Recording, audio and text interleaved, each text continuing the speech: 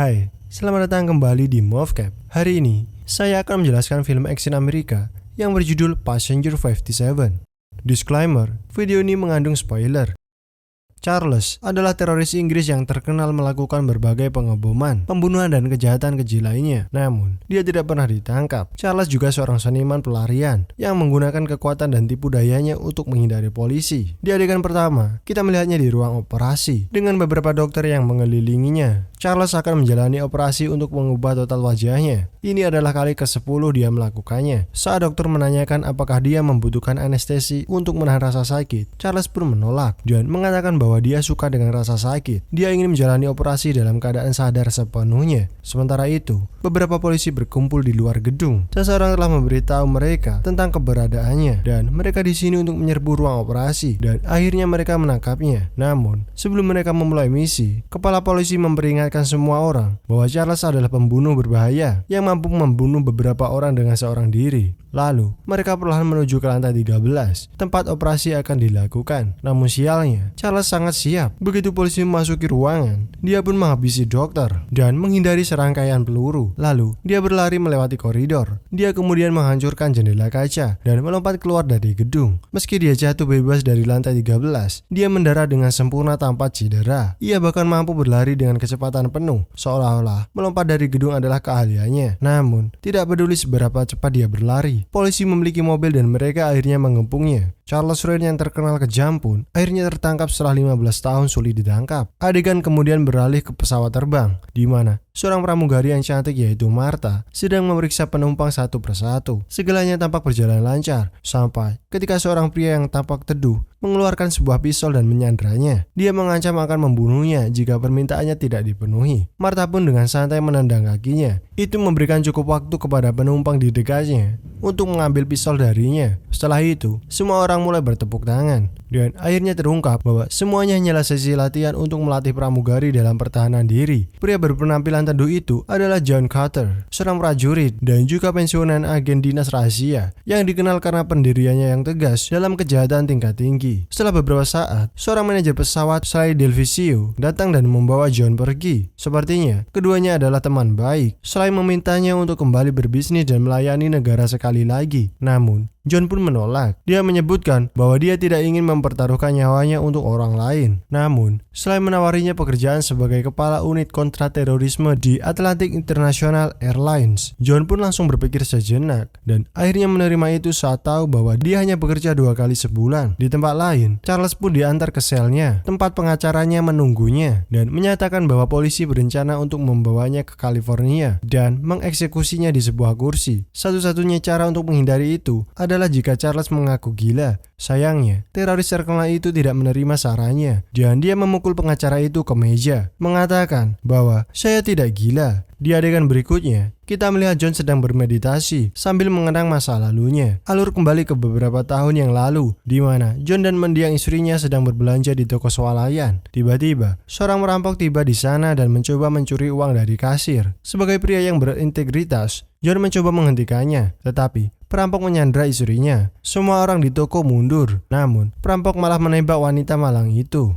John akhirnya membunuhnya, tetapi ketika dia kembali untuk memeriksa istrinya, dia sudah mati. Insiden itu sangat membuatnya trauma, sehingga dia berhenti dari pekerjaannya sebagai agen khusus dan mengisolasi diri selama berbulan-bulan. Saat ini, John bersiap-siap untuk hari pertamanya bekerja. Dia harus tetap anonim dan menjaga maskapai besar Lockheed dengan hampir 200 penumpang. Dia ditempatkan di kursi nomor 57 dan itulah nama film ini. Secara kebetulan, Charles dan 2 agen FBI juga naik ke pesawat dan penerbangan menuju California. Salah satu pramugarinya adalah Martha, sedangkan satunya lagi adalah seorang gadis muda yang cantik bernama Sabrina. Sementara itu, seorang anak laki-laki melihat Charles dan pura-pura menembakkan peluru imajiner ke arahnya. Pembunuh berhati dingin itu pun menanggapi dengan berpura-pura mati. Namun, saat dia menembak balik bocah itu, borgolnya nampak yang membuat para penumpang di dekatnya khawatir. Mereka mulai bertanya-tanya apakah penerbangannya akan aman, dan Sabrina meyakinkan mereka bahwa tidak ada yang perlu dikhawatirkan. Setelah beberapa saat, dia memanggil staf yang tampak mencurigakan di dek bawah dan memintanya untuk mengirim pelayanan khusus. Pria itu menurut dan meletakkan tas logam di nampan. Lalu, John yang kesal dengan teman duduknya yang cerewet langsung berdiri dan pergi ke kamar kecil untuk menyendiri. Begitu dia mengunci pintu, Sabrina mengambil isi dari kotak logam dan ternyata itu adalah pistol. Dia kemudian melanjutkan ke arah dua agen FBI yang tidak menaruh curiga dan menembak mereka di kepala yang membuat semua orang menjadi panik. Setelah Charles membuka borgolnya, 3 anak buahnya muncul di kursi dan mengancam semua orang untuk tetap diam. Di sini terungkap bahwa Charles telah merencanakan semuanya selama ini. Ketika dia mengetahui bahwa agen sedang mengawalnya dengan sebuah maskapai penerbangan, dia segera menyewa beberapa orang untuk membajaknya. Lalu, Charles menuju ke kokpit dan menembak mati salah satu pilot untuk menegaskannya. Kemudian, dia mengumumkan melalui radio bahwa mereka akan mengubah arah penerbangan dan pesawat secara resmi dibajak. Tapi, jika penumpang tetap tenang dan menuruti perintahnya, mereka akan baik-baik saja. John, yang masih di kamar kecil, mendengar semuanya dan dia menjadi ketakutan. Dia entah bagaimana berhasil mendapatkan telepon dari dalam pesawat dan menjelaskan tentang situasinya kepada temannya. Setelah itu, dia dengan ahlinya menaklukkan salah satu pembajak dan mengambil senjatanya, lalu menggunakannya sebagai tameng untuk menghadapi Charles. Kemudian,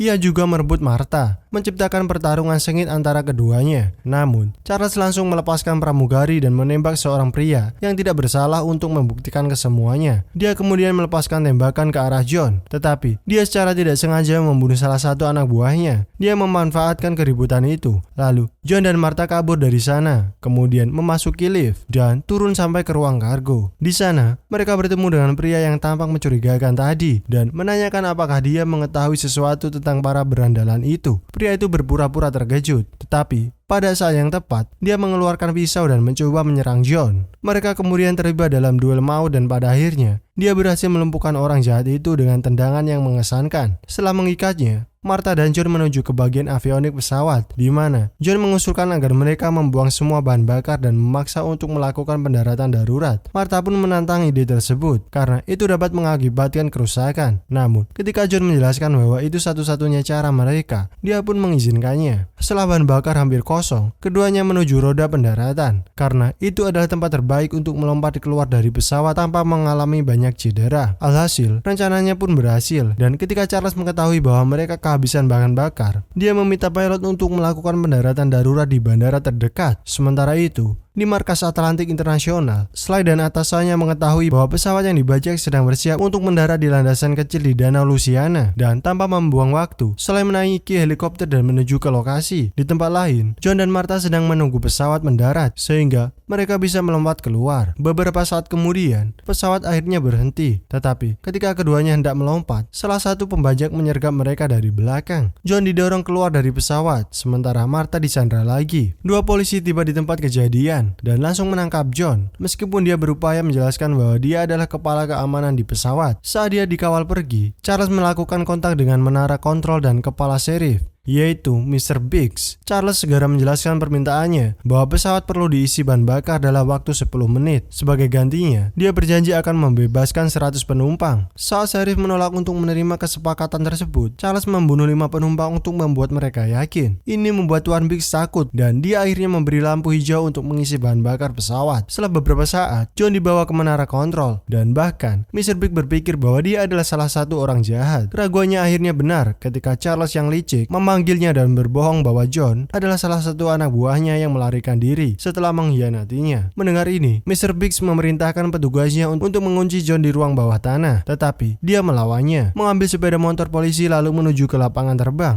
Sedangkan, setelah pesawat diisi bahan bakar, Charles melepas 100 penumpang seperti yang dijanjikan. Namun, dia memanfaatkan keributan itu. Lalu, dia menyelinap keluar dengan pria yang tampak mencurigakan dengan pria lain. Ketiganya kemudian menuju ke pekan raya terdekat. Di menara kontrol, FBI akhirnya tiba dan meminta Mr. Big untuk memberikan laporan lengkap tentang situasi tersebut. Ketika sheriff menyebutkan bahwa mereka telah memukuli dan menangkap John Carter, kepala agen marah dan akhirnya mengungkapkan bahwa John adalah salah satunya. Di tempat lain di pameran karnaval, Charles dan anak buahnya diam-diam dibuntuti oleh John yang masih bersikeras untuk menangkap mereka. Sayangnya, penyamarannya terbongkar dan salah satu pembajak berupaya untuk menembaknya tetapi meleset. Orang yang tidak bersalah pun terkena pelurunya dan mengakibatkan kekacauan. Sementara Sementara itu, John memanjat kincir dan salah satu pembajak mengikutinya ke sana. Keduanya terlibat dalam pergumulan kecil yang diakhiri dengan pria yang terlempar dari sana dan mengakibatkan kematiannya seketika. Setelah itu, John melompat ke Charles yang tidak menaruh curiga dan akhirnya berhasil menaklukkannya. Saat FBI dan petugas lokal membawanya pergi, Slade Delvasio juga datang dan memberi selamat kepada temannya karena berhasil menangani teroris. Namun, mereka tidak tahu bahwa masalahnya masih jauh dari selesai. Charles mengancam petugas